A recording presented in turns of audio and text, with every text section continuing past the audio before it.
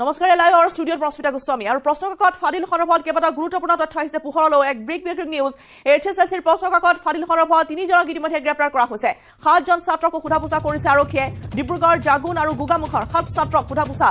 ক্ষিপ্ৰগতিত চলিছে বৰ্তমান প্ৰশ্নকাকত ফাদিলৰ তদন্ত চিআইডিয়ে গ্ৰেপ্তাৰ কৰিছে প্ৰধান শিক্ষয়িত্ৰী জ্যোতিৰেখা বৰগোহাঁই শিক্ষক হেৰম্ব কুমাৰ দাস আৰু গাড়ী চালক বিন্দেশ্বৰ টিমুঙক গ্ৰেপ্তাৰ হয় কেইজন কাহিলীপাৰাৰ মুকাবাটিৰ হাইস্কুলৰ গ্ৰেপ্তাৰ পিছতে পাণবজাৰ মহিলা আৰক্ষী থানাত প্ৰধান শিক্ষয়িত্ৰীগৰাকীক জেৰা চলাই থকা হৈছে চিআইডিয়ে চলাই আছে জেৰা আনহাতে সেবাৰ মালি হিচাপে কৰ্মৰত চিত্ৰৰয়কো দিছপুৰ আৰক্ষী আটক কৰি চিআইডিক গতাই দিছে চালক বিন্দেশ্বৰ টিমুঙৰ গাড়ীতে দিছপুৰ থানাৰ পৰা লৈ যোৱা হৈছিল 42টাকৈ প্ৰশ্নকাকতৰ টোপোলা কালিৰ দিনটোত হাইস্কুল শিক্ষান্ত পৰীক্ষাৰ বিজ্ঞান শাখাৰ আজি বিজ্ঞান বিষয়ক যি প্ৰশ্নকাকত সেই ফাদিল সন্দৰ্ভত ইতিমধ্যে 3জনক আৰক্ষী আটক কৰিছে এইচএছএলচিৰ প্ৰশ্নকাকত ফাদিল সন্দৰ্ভত 3জনক জেৰা চলাই থকা হৈছে লগতে 7জন ছাত্ৰকো সোধা পোছা আৰক্ষী অব্যাহত ৰাখিছে আৰু এই মুহূৰ্তত এই সন্দৰ্ভত শেহতীয়া খবৰ আমি লাভ কৰিম আমাৰ জ্যেষ্ঠ সাংবাদিক ঋতিক কৌশিকৰ পৰা ঋতিক 3জন ইতিমধ্যে আৰক্ষীৰ জালত পৰিছে চিআইডি জিমাত আছে আৰু সমান্তৰালভাৱে দেখিবলৈ পোৱা গৈছে যে 7 ছাত্ৰকো সোধা পোছা কৰিছে আৰক্ষী আৰু কি তথ্য পোহৰলৈ আহিছে ঋতিক বৰ্তমান সময়ত 3জন চিআইডি কাৰ্যালয়ত নিশা ভাগত জেৰা কৰি থকা হৈছিল সেইজন হেৰম্ব দাস যিগৰাকী শিক্ষক মুকবদিৰ বিদ্যালয় তাৰ সমান্তৰালভাৱে বিন্দেশ্বৰ টিমুং যিগৰাকী গাড়ী চালক আছিল আৰু তাৰ সমান্তৰালভাৱে নিশাৰ ভাগত যেতিয়া দিছপুৰ আৰক্ষীয়ে আটক কৰি চিআইডিক চমজাই দিছিল চিত্ৰৰয় যিগৰাকী সেবাৰ মালি আছিল 3গৰাকীক চিআইডি কাৰ্যালয়ত জেৰা কৰা হৈছিল নিশাটো আৰু তাৰ সমান্তৰালভাৱে যিগৰাকী প্ৰধান শিক্ষক আছিল জ্যোতিৰেখা বৰগোহাঁই তেওঁক মহিলা আৰক্ষী থানাত তেওঁক ৰখা হৈছে আৰু কিছু সময় পিছত পুনৰ চিআইডিলৈ লৈ অহা হ'ব পৰৱৰ্তী যি জেৰা আছে সেই জেৰাৰ কাৰণে আৰু এই গোটেই বিষয়টোত এতিয়া চিআইডিৰ ফালৰ পৰা ৰাজ্যজুৰি অভিযান চলি আছে আপুনি উল্লেখ কৰিছে গোগামুখৰ কথা ডিব্ৰুগড়ৰ কথা জাগুনৰ কথা কিন্তু তাৰ সমান্তৰালভাৱে যোৰহাটতো চিআইডিৰ ফালৰ পৰা অভিযান তেওঁলোকে চলাই আছে তাত তেওঁলোকে তদন্ত কৰি আছে কাৰণ যোৰহাটৰ পৰা তথ্য আহিছিল যে যি গুগল পে যোগে যি ডিজিটেল মাধ্যমত টকা দি প্ৰশ্নকাকতৰ তথ্য তেওঁলোকে সংগ্ৰহ কৰিছে আৰু এই গোটেই বিষয়বোৰ এতিয়া চিআইডিৰ ফালৰ পৰা তদন্ত কৰি থকা হৈছে কাৰণ কালি যেতিয়া ইয়াত সেবাৰ যিগৰাকী পৰীক্ষা নিয়ন্ত্ৰক আছিল নয়নজ্যোতি শৰ্মা তেওঁ ইয়াত উপস্থিত হৈছিল আৰু তেওঁ এটা কথা কৈছিল যে তেওঁলোকৰ যি প্ৰশ্নকাকত যেতিয়া তেওঁলোকে প্ৰেৰণ কৰিছিল বিভিন্ন চেণ্টাৰসমূহলৈ সেই সময়ছোৱাত ভাউৰী দেৱী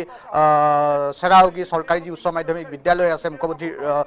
উচ্চ মাধ্যমিক বিদ্যালয় আছে তালৈ যি প্ৰেৰণ কৰা হৈছিল তাত 42টা পেকেট প্ৰেৰণ কৰা হৈছিল প্ৰশ্নকাকত তাৰে 41টাৰে সন্ধান পোৱা গৈছে কিন্তু তাৰ সমান্তৰালভাৱে তেওঁলোকে কম্পিউটাৰ ছায়েন্সৰ যোনটো প্ৰশ্নকাকত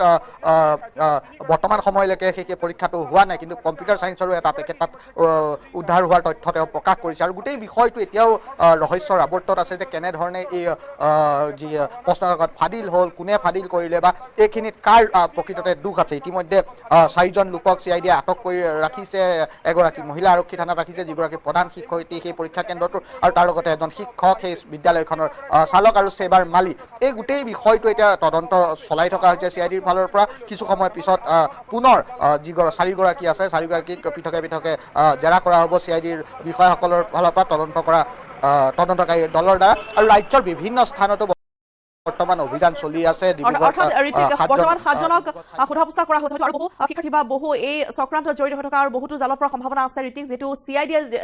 এতিয়া অভিযান অব্যাহত ৰাখিছে আপুনি কৈছে যোৰহাটতো অভিযান চলাইছে আৰু বিভিন্ন প্ৰান্তত চলাই আছে অভিযান হয় ৰশ্মিতা গুৰুত্বপূৰ্ণ কথাটো হ'ল যে এই গোটেই বিষয়টোত কোনোবা কোন প্ৰকৃততে ইয়াত মাষ্টাৰ মাইণ্ড সেইটো নিৰ্ধাৰণ কৰিবলৈ এতিয়া চিআইডিয়ে থিৰাং কৰি আছে আৰু চিআইডিৰ ফালৰ পৰা এতিয়া ৰাজ্যৰ বিভিন্ন স্থানত অভিযান চলি আছে যদি গুৱাহাটীৰ পৰা যি যেনেধৰণে কোৱা হৈছে যে গুৱাহাটীৰ পৰা প্ৰশ্নকাকত ফাদিল হৈছিল সেই ফাদিল হোৱা প্ৰশ্নকাকত হাতে কোনে লিখিছিল প্ৰশ্নকাকত হাতে লিখাৰ পিছত কাৰ হাতত দিছিল কোনে এইটো ভাইৰেল কৰিছিল আৰু তাৰপিছত কোনে কোনে ইয়াৰ পৰা ধন সংগ্ৰহ কৰিছিল এনেধৰণৰ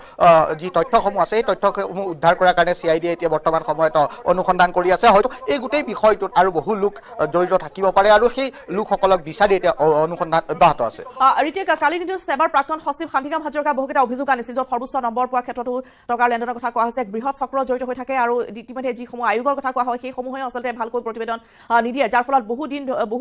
দিনৰ পৰা সেবাত এনেধৰণৰ খেলি মেলি বা কেলেংকাৰীয়ে দেখা দিয়াৰ এক অভিযোগ আনিছিল যদি এয়া সত্য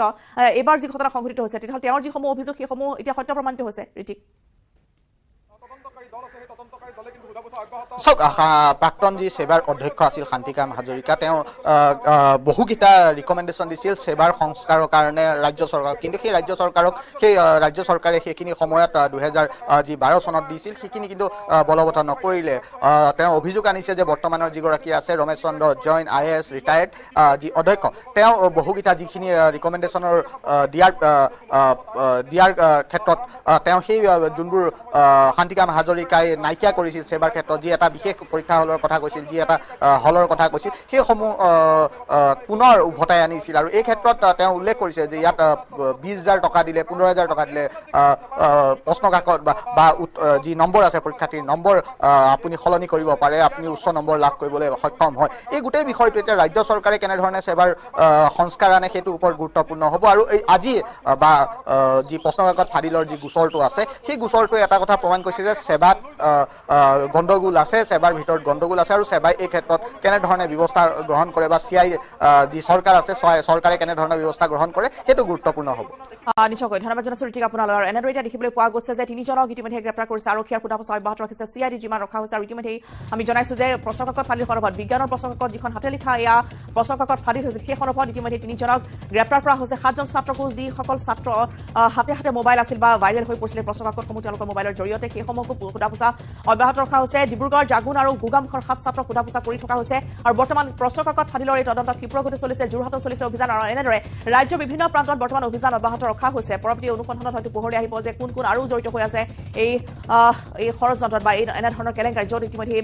গুগল পেৰ জৰিয়তে টকাৰ লেনদেন হোৱাৰ কথা কোৱা হৈছে যদিও বা সম্পূৰ্ণ তথ্য এতিয়াও আমি লাভ কৰা নাই যে কিমান টকাৰ বিনিময়ত প্ৰশ্নকাকত লোৱা হৈছিল বা কেনেধৰণে কোন কোন আৰু জড়িত হৈ আছিল আৰু কোন মূল কালপিত কাৰ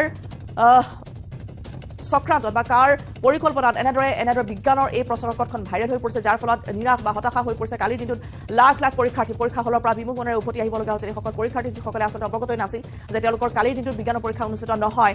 য'ত মাজদিশা আচলতে সেৱাৰ তৰফৰ পৰা সেয়া ঘোষণা কৰা হৈছে শিক্ষামন্ত্ৰীয়ে এটা টুইটৰ জৰিয়তে ঘোষণা কৰিছিল যে বিজ্ঞানৰ পৰীক্ষা বাতিল কৰা হৈছে যিহেতু যিখন হাতে লিখা প্ৰশ্নকাকত ইতিমধ্যেই ফাদিল হৈছিল বা ভাইৰেল হৈ পৰিছিল সেইখনেই হুবহু